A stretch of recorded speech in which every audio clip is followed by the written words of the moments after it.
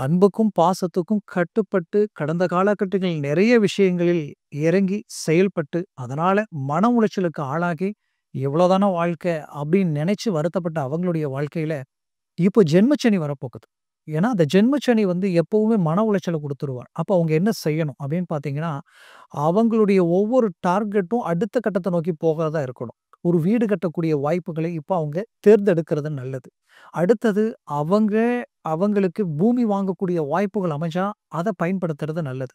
தொழில் வேலை சார்ந்த ரீதியில் இன்னும் ஹார்ட் ஒர்க் செய்து அடுத்த கட்டத்துக்கு போறதுக்கு உண்டான முயற்சிகள் எடுக்கிறது நல்லது. மொத்தத்துல அவங்க அவங்கள நம்பி எந்த ஒரு முயற்சி எடுத்தாலும், அது அவங்களுக்கு சக்சஸ்ஃபுல்லா இருக்கும்.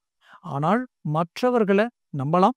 பட் அதுல ரொம்ப எச்சரிக்கையுடன் அவங்க செயல்படணும். ஆனாலும் இந்த மீன ராசி அன்பர்களுக்கு இந்த சனிப்பெயர்ச்சி கிட்டத்தட்ட 60% ஓரளவுக்கு கை குடுத்துரும். ஏன்னா, அடுத்தது ராகு, கேது, குருவினால ஓரளவுக்கு மேன்மைகள் இருக்கிறதுனால நான் சொல்றேன். எதையும் நினைச்சு நாம பயப்பட வேண்டிய அவசியம் இல்ல. நாம இறங்குனா சக்சஸ்ஃபுல்ன்ற ஒரே ஒரு தன்னம்பிக்கையோட அவங்க இறங்கி செயல்பட்டால் ஏன்னா குரு பகவானின் ஆதிக்கத்தில் பிறந்தவங்க, அவங்களுக்கு சக்சஸ் நிச்சயம். அதுல எந்த மாற்றமும் இல்ல. 2ஆம் சுத்து ஏழரை சனியா இருந்தா கவலைப்பட வேண்டாம். போல்டா இறங்கி அவங்க செயல்படலாம்.